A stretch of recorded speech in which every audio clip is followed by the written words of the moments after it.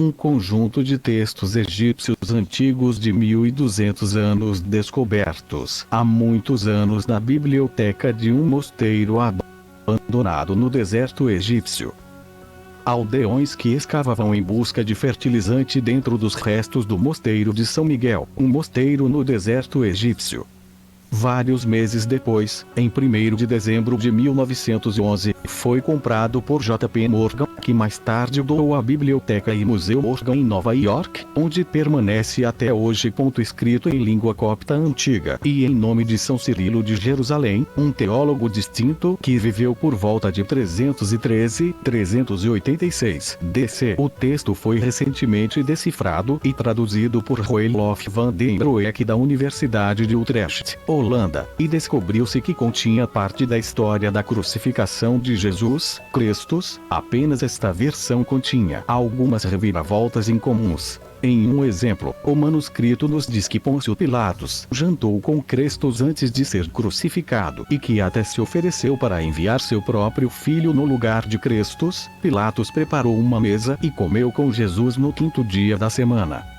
E Jesus Cristos abençoou Pilatos e toda a sua casa. Pilatos mais tarde diz a Jesus Cristos: bem, eis que a noite chegou, levanta-te e retira-te, e quando chegar amanhã e me acusarem por tua causa, dar-lhes-ei o único filho que tenho para que o matem em teu lugar. Nesse ponto, ele conforta Pilatos. Ó Pilatos, você foi considerado digno de uma grande graça, porque me mostrou uma boa disposição. Se isso soa como o elogio a Pilatos faz Pilatos parecer bom, reconheça que naqueles dias, Pilatos era considerado pelos cidadãos como um santo. Mais chocante, o texto continua descrevendo Jesus Cristos como uma espécie de metamorfo. Quando Pilatos ofereceu seu filho para a crucificação, Jesus Cristos explicou que ele poderia escapar da captura se quisesse. Pilatos, então, olhou para Jesus Cristos, e eis que ele se tornou incorpóreo. Não conseguiu vê-lo por muito tempo. O texto continua explicando que a capacidade de Jesus Cristos de mudar sua aparência exigia a identificação por meio de um beijo de Judas. Em vez de Judas simplesmente apontá-lo para as autoridades, então os judeus disseram a Judas: como vamos prendê-lo, pois ele não tem uma única forma, mas sua aparência muda.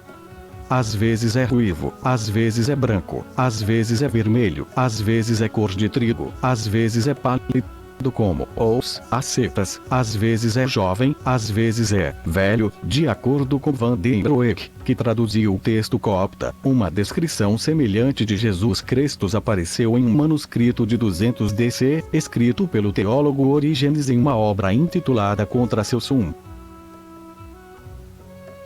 Nele Orígenes declarou que para aqueles que ouviram Jesus ele não parecia igual a todos. Temos mais confirmações que dão consistência a esta verdade. No Evangelho de Judas, Cristos ora aparecia como um homem, ora como uma criança. O Evangelho segundo Judas, as palavras secretas da revelação que Jesus Cristos fez, durante uma semana, 3 dias antes de celebrar a festa da Páscoa, a Judas Iscariotes. Quando Jesus Cristos apareceu na terra, realizou muitos milagres e sinais para salvar a humanidade. Desde então, enquanto alguns seguiram o caminho da retidão e outros pecaram, chamou os 12 discípulos. Começou a falar com eles sobre os mistérios além do mundo e do que aconteceria no fim. Muitas vezes apareceu a seus discípulos, não como ele mesmo, mas na forma de uma criança. Temos também o livro do Atos de João diz que o corpo de Cristos ora aparecia material ora imaterial, não deixava pegadas, pois seu corpo não tocava o solo, e que realmente não foi ele que morreu na cruz, mas sim alguém com sua aparência. A seção B também contém a maioria dos temas dos céticos presentes nos Atos de João. Jesus Cristos é descrito em vários capítulos como tendo uma forma em constante mudança e um corpo imaterial. Às vezes, quando pretendia tocá-lo, encontrava um corpo material e sólido. E outras vezes, novamente, quando eu o sentia, a substância era imaterial e incorpórea, como se não existisse. Capítulo 93, tradução de Bart Ehrman. Um tema docético do corpo de Jesus Cristo, como desumano e incapaz de sentir dor física, apresenta um problema com a ideia do sofrimento de Cristo no cristianismo ortodoxo.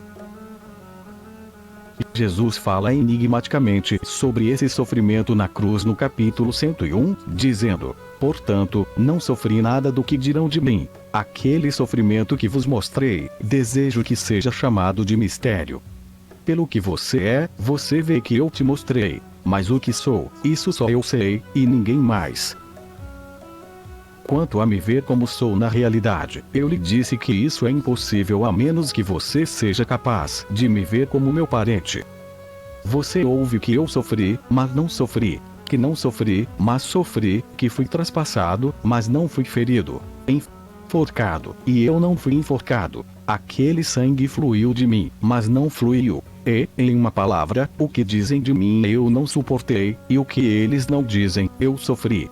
Capítulo 101, tradução de Bart Ehrman. Apocalipse de Pedro.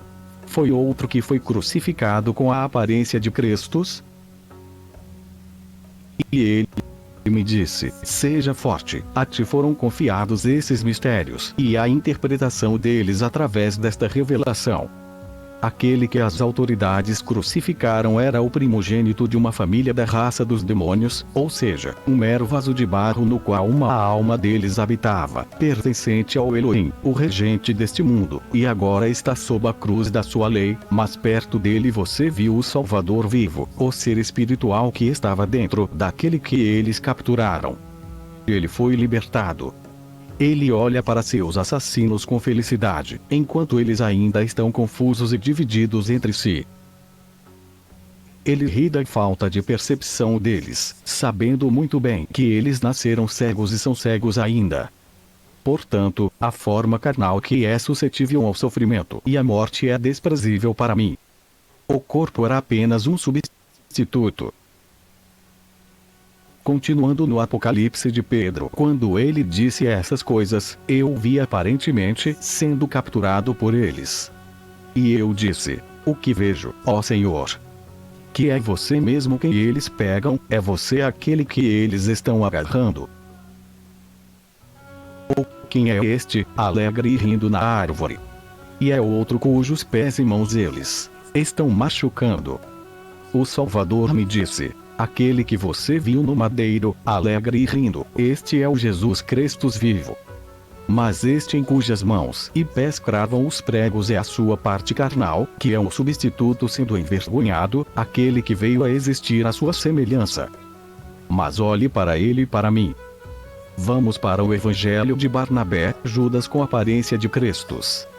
Este homem disse o governador, que ele não é Jesus, mas um certo Judas que guiou a soldadesca para tomar Jesus, e ele diz que Jesus, por sua magia de arte assim o transformou.